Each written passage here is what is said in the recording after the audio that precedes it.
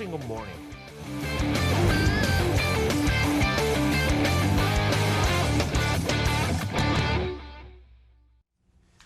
월요일 아침 글로벌 랩과 함께하고 계십니다. 월요일 아침이니까 뭔가 좀 힘차게 출발하고 싶지만 주말에 비가 와서 그런지 좀 차분한 월요일 아침 맞고 있고요. 일단 미국 증시가 지난 금요일에 하락 마감을 한 것은 기정사실입니다.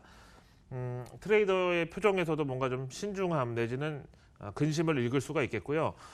늘 말씀드리지만 이렇게 대외 불확실성, 그러니까 시장 외 재료의 투자 심리가 민감할 때에는 금요일이나 아니면 연휴 앞두고 나서는 급할 거 없으면 그냥 현금 일단 확보하고 주말 맞이하자. 또 무슨 리스크가 나올지 모르니까 일단은 주식을 팔고 빨간 날을 맞이하자. 이런 투심이 지난 금요일 우리 증시도 마찬가지였지만 역시 미국에도 같이 작용이 됐다고 보겠습니다. 그래서 다우지수는 4주 연속의 하락 마감을 했는데 3년 만에 처음이었고 폭은 크지 않았습니다만 이렇게 현재 투심이 좀 부족한 거죠. 5월에는 주식을 팔고 떠나라는 증시 격언이 상투적이지만 이번에 미중 무역 분쟁하고 좀 시너지를 일으키면서 어글리한 좀 추잡한 시너지를 냈다고 보겠습니다.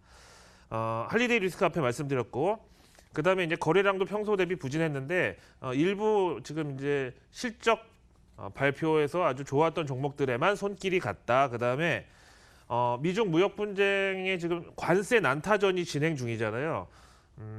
일단 25% 미국이 때린 관세, 그다음에 중국이 또 20% 관세 때렸고 지금 서로 한 방씩 치고 받은 상황인데 이게 이제 조금 시차를 두고 실제 공급 단계에 전해진다는 전제하에 봤을 때 시차가 한 달이 될지 2주가 될지 지금 각 기관마다 추산 기간은 다르지만 어쨌든 유통 소비 업체들은 중국에서 들어오는 물건들에 대해서 관세를 적용한다면 여기에 따라서 가격에 그대로 전가하지 못하니까요. 이거를 이제 자기들의 어떤 생산 단가를 좀 낮추면서 완충작용을 하려고 지금 관세 디스카운트를 준비 중이라고 하면서 이 유통 소비주들에 대한 어떤 실적 우려가 본격화되는 한 주가 될 것이라고 합니다. 과연 우리 입장에선 이거를 우리는 아니라서 다행이다라고 해야 될지 글로벌 소비 경기 전체에 좀 위협이 될 수 있다고 봐야 될지 뭐 이거는 이번 주 내내 주간 테마로 한번 생각해 보면 되겠습니다. 다음 마켓워치 보시죠. 지금 현재 글로벌 증시가 사실 거의 혈중 알코올 농도 한 0.25 되는 것처럼 막 주치 운전을 하고 있는데 그런 와중에 과연 운전석에 앉은 이는 누구냐? 이분이 얼굴도 안 나왔고 제가 음주운전이라고 표현하는 게 악감정은 아닙니다만 어쨌든 지금 여러 가지 변수가 충돌하고 있는 게 앞에서 보신 대로 미중 무역 분쟁, 그다음에 기업 실적, 그다음에 연준, 채권 금리 이렇게 이제 단순 나열을 했는데 일단 미중 무역 분쟁은 가장 큰 어떤 테마가 되겠고요. 그다음에 실적은 이런 와중에서도 또 돋보이는 종목들은 있었다. 그다음에 연준의 경우는 지금 이렇게 혼란스러운 상황이 결국 연준의 금리 인하 가능성을 자극해 준다면 또 이걸 친시장적으로 해석할 소지는 있다. 그다음에 채권 금리 같은 경우에는 최근 이제 미중 무역 관세 난타전이 2주 차에 지금 접어들었는데 이때 이제 위험 자산에서 안전 자산으로 자금이 빠져나가면서 채권 시장이 채권 가격은 오르고 금리는 떨어지면서 다행히 그래도 다시 증시 반등의 어떤 이제 불을 지펴주고 있다. 자금 조달 비용의 하락은 일단 현재 시장의 어떤 안전판 역할을 하고 있다. 이런 거죠. 자, 그다음에 우리가 솔직히 불구경하고 싸움 구경이 제일 재밌다 그러는데 지금 미중 간에 싸움을 하고 있으니까 과연 누가 이길 것이냐도 상당히 좀 중요한 관전 포인트가 되겠는데 누구나 이제 비슷한 얘기를 하지만 아무래도 미국이 이길 것 같다는 이제 전망이 많죠. 그 이유 중에 하나가 무역 분쟁 속에서 위안화의 이상 신호가 감지되고 있다.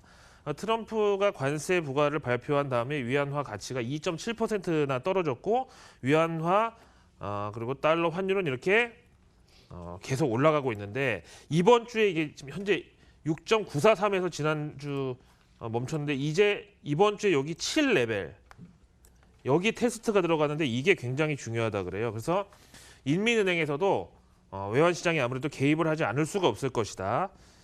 그다음에 당장 미중 무역 협상이 극적 타결될 가능성이 조금씩 줄어들고 있는 가운데 오사카에서 열리는 G20 정상회담이 6월 28일인데 이때 트럼프하고 시진핑이 만나기 전까지는 길고 힘든 싸움이 될 수도 있다라는 얘기입니다.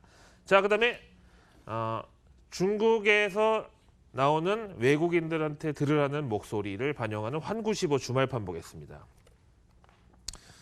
뭐 그냥 보시는 대로 첫 1면에도 화웨이, 2면에도 또 화웨이. 뭐 계속 뭐 화웨이 가지고 이제 여기서 밀리면 안 된다 뭐 지금 이러고 있는 상황인데요.